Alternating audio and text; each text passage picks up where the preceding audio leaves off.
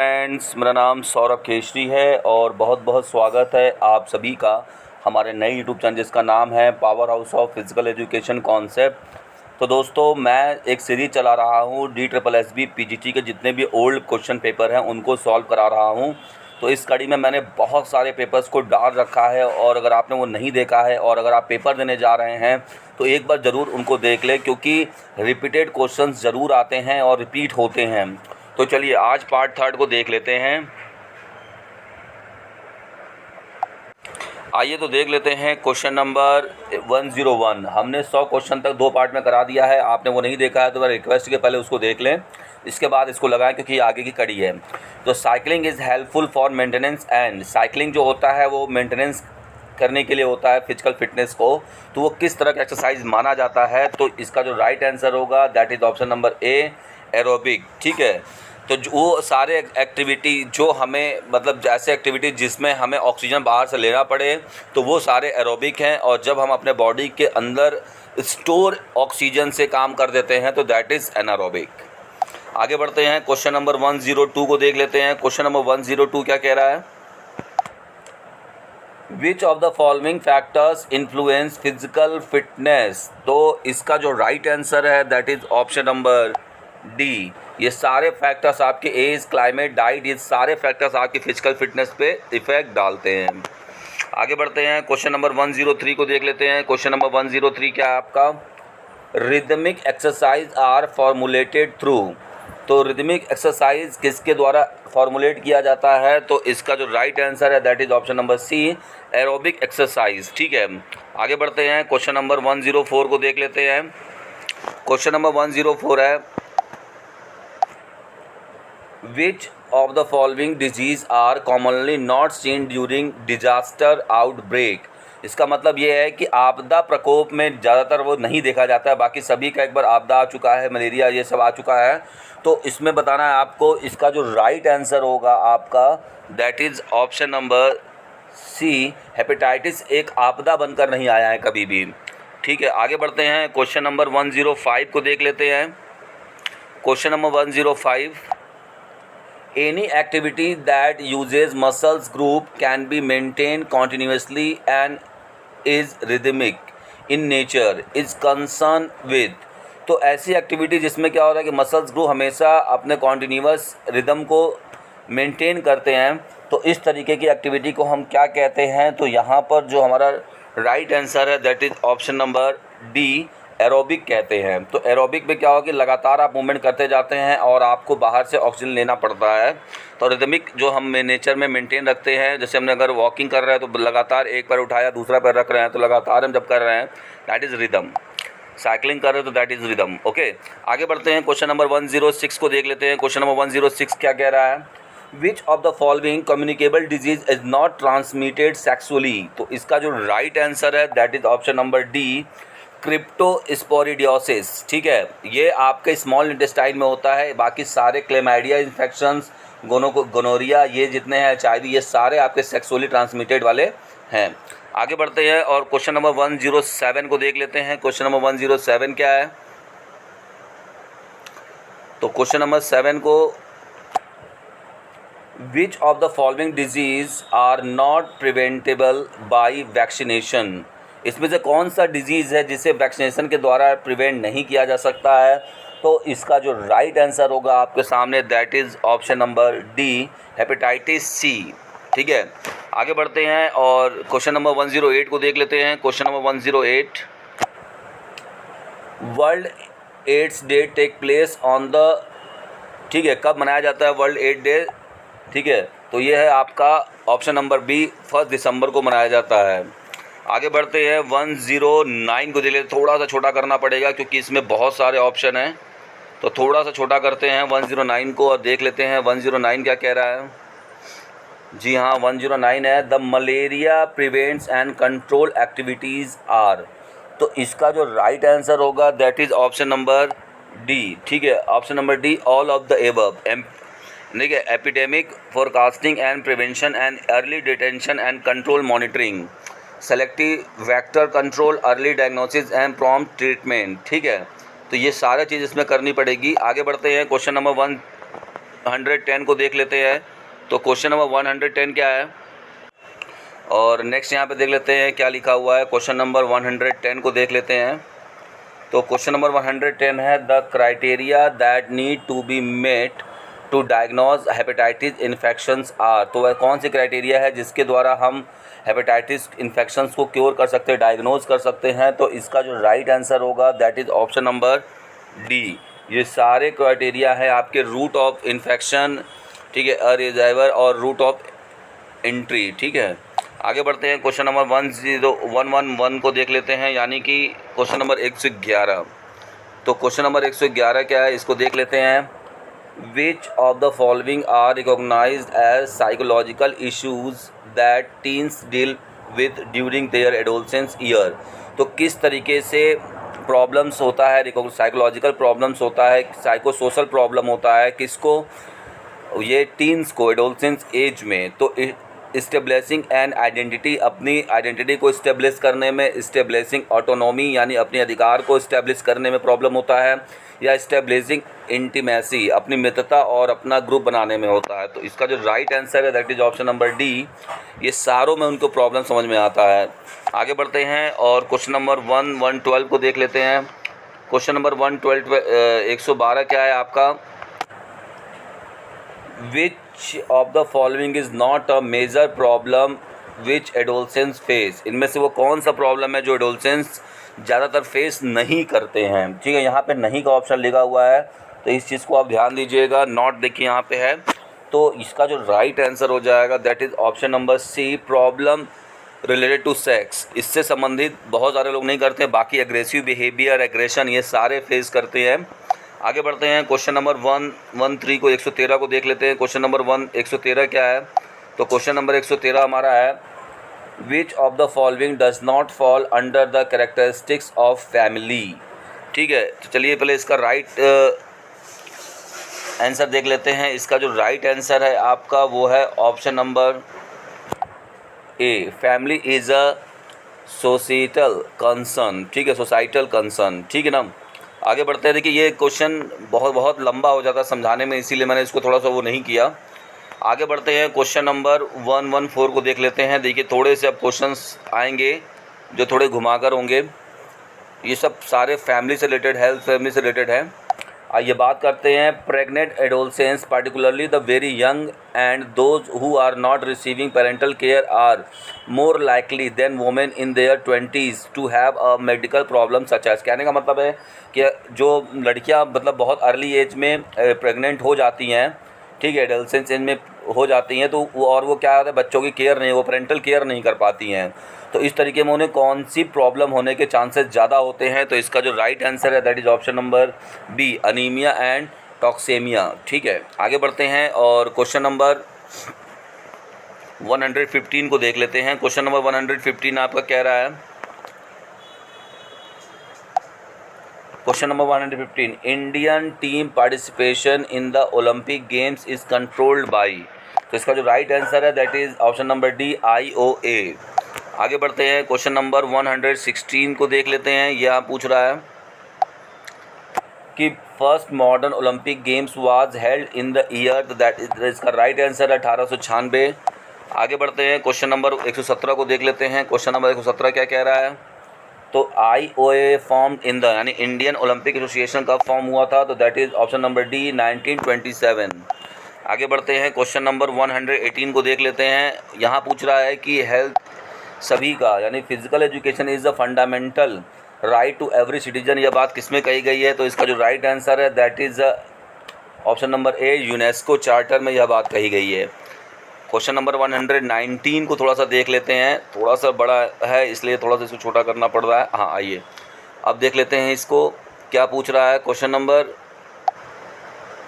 119 पूछ रहा है कि हार्ट रेट कैसे डिफाइन आप करेंगे। तो यहाँ इसका जो राइट आंसर है that is option number A, number of heart contraction पर मिनट। हम ये देखेंगे कि हार्ट हमारा कितनी बार कॉन्ट्रैक्ट कर रहा है, उसको काउंट करने से हमारे हार्ट रेट पता चल जाएंगे। आगे बढ़ते हैं, क्वेश्चन नंबर 120 देख लेते हैं।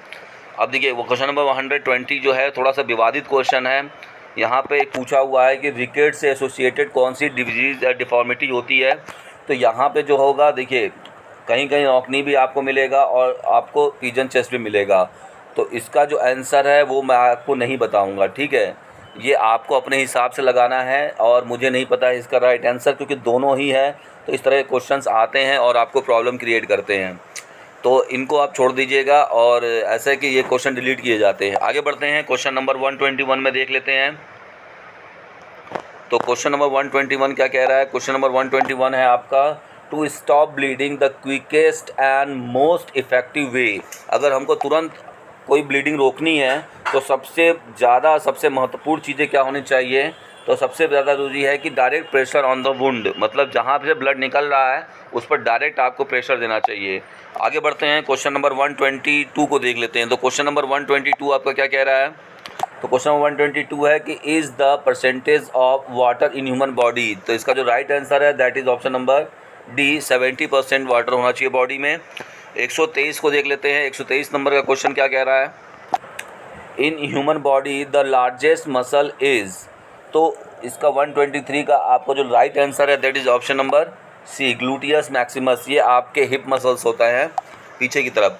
आगे बढ़ते हैं, in muscle fibres, question number 124, in muscle fibre the proteins present in. तो हमारे मसल फाइबर में दोनों प्रोटीन पाए जाते हैं, एक्टिन और मायोसिन। आगे बढ़ते हैं, क्वेश्चन नंबर 125 को देख लेते हैं। तो यहाँ पर क्वेश्चन नंबर 125 क्या कह रहा है? वाइल प्लेइंग फुटबॉल जब खेलते हैं तो किस तरह की एनर्जी हमारे रिक्वायरमेंट होती है? तो यहाँ पर जो होती है that is option number B, kinetic energy लगती है। आगे बात कर लेते हैं, क्वेश्चन नंबर 126। तो थोड़ा सा छोटा करना पड़ेगा क्योंकि इसके ऑप्शन थोड़े से वैसे हैं। आइए देखते हैं और समझते हैं। यहाँ पे क्वेश्चन नंबर 126 क्या कह रहा है? Depression is characterised by more extreme feelings of hopelessness. तो जो डिप्रेशन होता है उसमें बहुत ज़्यादा होपलेसनेस हो जाती है, फीलिंग सैडनेस हो जाती है, आइसोलेशन होती है, वरी होता है, withdrawal and worthlessness that last. तो कब तक वो पीरियड बना रहता है? तो मैक्सिमम से मैक्सिमम अगर बात करेंगे तो यहाँ पर ऑप्शन नंबर ए इसका करेक्ट होगा, 2 वीक्स और उससे ज़्यादा हो सकता है डिप्रेशन। आगे बढ़ते हैं, क्वेश्चन नंबर 127 को देख लेते हैं। क्वेश्चन नंबर 127 है आपका, better access to and services can reduce the number of girls becoming pregnant and giving birth at too young age. कहने का मतलब ये है कि जो यंग एज में लड़कियां होती हैं उनको हमें प्रेग्नेंट होने से बचाना है। तो गर्ल्स मतलब जो आपका लड़कियां जो हो रही हैं ना बहुत ज़्यादा, तो उन्हें किस तरीके से बचा सकते हैं हम प्रेग्नेंट होने से?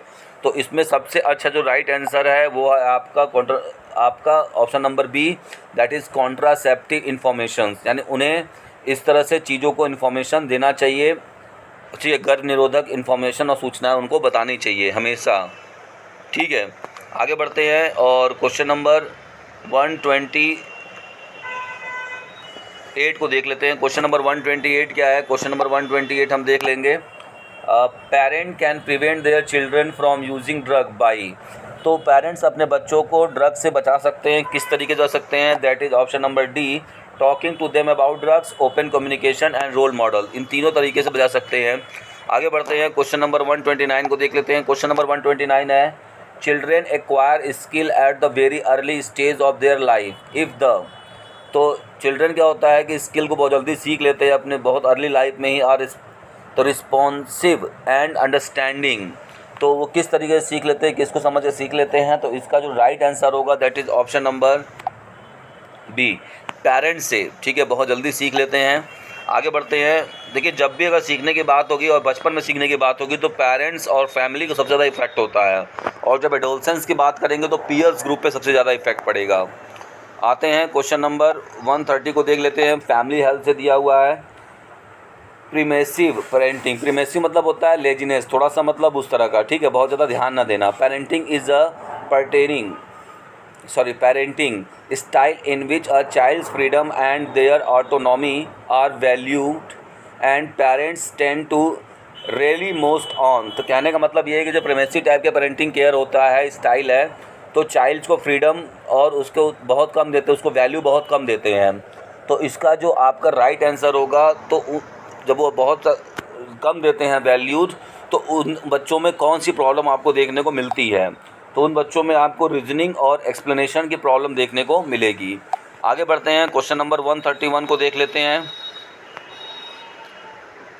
क्वेश्चन नंबर 131, आइए क्वेश्चन नंबर 131 क्या कह रहा है कि the role of parents in the child's development process consistently evolves but what contributes without change is the fact that parents are the child's. ठीक है, तो जो रोल ऑफ पेरेंट्स होता है चाइल्ड डेवलपमेंट प्रोसेस में कंसिस्टेंटली होता है, ठीक है, contributes without change is the fact. तो इसमें हमें किस तरीके की बातों को ध्यान देना चाहिए, तो इसका जो राइट आंसर होगा that is option number B, learning models. ठीक है, लर्निंग मॉडल्स बहुत ज़्यादा ध्यान देना चाहिए उनके डेवलपमेंट में। आगे बढ़ते हैं, क्वेश्चन नंबर 132 को देख लेते हैं। तो क्वेश्चन नंबर 132 है, उसी तरीके का है। देखिए इतने बड़े बड़े क्वेश्चन है, पढ़ने में टाइम लग रहा है। Which of the following is not an important aspects in a parental care among women. तो अगर हम वुमेन के हिसाब से करें तो कौन सा इसमें से इम्पॉर्टेंट पहलू नहीं है अगर आप पेरेंटल केयर वुमेन है तो। ठीक है, तो इसका जो राइट आंसर हो जाएगा that is option number C, it keeps women motivated. ठीक है, ये नहीं होना चाहिए। बाकी सारी चीज़ें इसमें कि reduce the risk of pregnancy complications, ये सब होना चाहिए महिलाओं के लिए, लेकिन पेरेंटल केयर एमंग में महिलाओं के लिए ये नहीं होना चाहिए। आगे बढ़ते हैं, क्वेश्चन नंबर 133 को देख लेते हैं। क्वेश्चन नंबर 133 क्या है आपका, which of the following are type of families. ठीक है, तो इसका जो राइट आंसर है that is option number C, nuclear family और एक्सटेंडेड फैमिली, दोनों होना चाहिए। आगे बात करते हैं, होता है। और देखिए फिर यहाँ पे फैमिली से क्वेश्चन दिया हुआ है, तो देख सकते हैं कितना तरीके से क्वेश्चन यहाँ पे दिया हुआ है और सारे आपके वैल्यू बेस्ड क्वेश्चन हैं। Family is the biological social unit composed of husband wife and children is defined by. तो यह बात किसके द्वारा कही गई है, तो यह बात जो कही गई है इसका जो right answer that is option number C, Elliott and Merrill के द्वारा। आगे बढ़ते हैं, क्वेश्चन नंबर 135 को देख लेते हैं। क्वेश्चन नंबर 135 क्या है आपका, इज़ कॉल्ड। तो ज्वाइन के अध्ययन को क्या कहा जाता है, तो इसका जो राइट आंसर है that is option number A, arthrology. Question number 136 को देख लेते हैं। क्वेश्चन नंबर 136 क्या कह रहा है कि Rajiv Gandhi Khel Ratna award, the launch of Rajiv Gandhi Khel Ratna award scheme was the in the year, that is option number B, 1991 to 1992। आगे बढ़ते हैं, क्वेश्चन नंबर 137 को देख लेते हैं। तो क्वेश्चन नंबर 137 क्या कह रहा है कि in the 6th Commonwealth games which country has won maximum number of medal. तो राइट आंसर आपका है बी, ऑस्ट्रेलिया। आगे बढ़ते हैं कि क्वेश्चन नंबर 138 को देख लेते हैं। क्वेश्चन नंबर 138 क्या कह रहा है, which type of motivation is not applicable to young children. तो किस तरीके से, देखिए बार बार ये क्वेश्चन आ रहा है घुमा घुमा के, और मैं बार बार आपसे बोल रहा हूँ कि इसके हमेशा 2 ऑप्शन निकल के आते हैं। तो मैं इस क्वेश्चन का आंसर नहीं बताऊँगा आपको, ए भी निकल कर आएगा और बी भी निकल आएगा, क्योंकि अचीवमेंट मोटिवेशन और ये, लेकिन बहुत जगहों पर देखा गया है कि ये वाला बी ऑप्शन को ज़्यादा करेक्ट मानते हैं लोग। तो आप अपने हिसाब से लगाइएगा, मैं इसके आंसर के साथ नहीं जा रहा हूँ। ठीक है, क्योंकि कन्फ्यूज़न बना रहता है और बताने के बाद फिर प्रॉब्लम मेरे को हो जाती है कि लोग मुझे बार बार सवाल करते हैं और मेरे उस पर बताते हैं। आगे बढ़ते हैं, क्वेश्चन नंबर 139 को देख लेते हैं। और क्वेश्चन नंबर 139 क्या कह रहा है, in sport person the cause of frustration is. तो इसका जो right answer that is option number C, normally due to mismatch level of aspiration and ability. जब आप अपनी क्षमता के अनुसार परफॉर्मेंस नहीं कर पाते हैं तो ये भी एक कारण है। आते हैं क्वेश्चन नंबर 140 पे। क्वेश्चन नंबर 140 क्या कह रहा है, that is the behaviour of the person is influence during adolescence. तो मैंने बताया था जब एडोलसेंस की बात होगी तो option number C, peer group पे जा जाएगा। आगे बात कर लेते हैं, क्वेश्चन नंबर 141 को देख लेते हैं। तो 141 क्या कह रहा है, question number is defined as most appropriate physical education curriculum. तो सबसे अच्छा कैरिकुलम फिजिकल एजुकेशन कौन सा माना जाएगा, जब आप putting educational philosophy into action, जब एजुकेशन जो फिलॉसफी में बातें कही गई हैं और उनको एक्शन में आप उतारते हैं, हकीकत में उतारते हैं, तो इसका मतलब वो सही कैरिकुलम है। आगे बढ़ते हैं, क्वेश्चन नंबर 142 को देख लेते हैं। क्वेश्चन नंबर 142 है आपका, which of the following was the first to facilitate the introduction of modern physical education in school. तो इसका जो राइट आंसर है तो ये आपका option number B, national fitness corps. आगे बढ़ते हैं, क्वेश्चन नंबर 143 को देख लेते हैं। ये सब सारे रिपीटेड क्वेश्चंस हैं, मैंने पहले करा चुके हैं, इसलिए मैं इसको बहुत तेज़ी से लेके जा रहा हूँ। Which of the first institute in India to propagate the cause of indigenous physical education. तो भारतीय और देसी संस्था सबसे पहले कौन सी थी इंडियन की, तो वो थी हनुमान व्यायाम प्रसारक। ऑप्शन नंबर डी इसका करेक्ट है, मैंने करा दिया है ये सब। आइए बात करते हैं क्वेश्चन नंबर 144 की। क्वेश्चन नंबर 144 है द स्टोरेज ऑफ एटीपी। तो इसका जो राइट आंसर ये सब भी कराया है ऑप्शन नंबर बी मसल्स में। आगे बढ़ते हैं क्वेश्चन नंबर 145 को देख लेते हैं। क्वेश्चन नंबर 145 है आपका the family is not just a simple set of individuals engaging in the activities, it is a. तो फैमिली सिर्फ क्या होता है कि सेट ऑफ इंडिविजुअल इंगेजिंग, खाली मतलब इंडिविजुअल को इंगेज करना ही नहीं है किसी एक्टिविटी में। तो ये क्या होता है इसको बताना है। तो इसका जो राइट आंसर होगा वो होगा आपका option number C complex social formation होता है। ठीक है, जो फैमिली होती है ना वो कॉम्प्लेक्स सोशल फॉर्मेशन होती है। चलते हैं आगे और नेक्स्ट क्वेश्चन नंबर 146 को देख लेते हैं। क्वेश्चन नंबर 146 क्या कह रहा है कि which of the following is not a dimension of personality. इसमें से कौन पर्सनालिटी का डायमेंशन नहीं है, तो that is option number C psychological dimension. देखिए मेंटल डायमेंशन होता है, इंटेलिजेंस डायमेंशन है, लेकिन साइकोलॉजिकल, मेंटल और साइकोलॉजिकल में कोई डिफरेंस नहीं है। तो इस तरीके से साइकोलॉजी की ये पर्सनालिटी नहीं मानी जाती है। चलते हैं क्वेश्चन नंबर 147 में देख लेते हैं। क्वेश्चन नंबर 147 आपके सामने है। तो क्वेश्चन नंबर 147 को क्या पूछ रहा है कि practice makes man perfect closely associated with.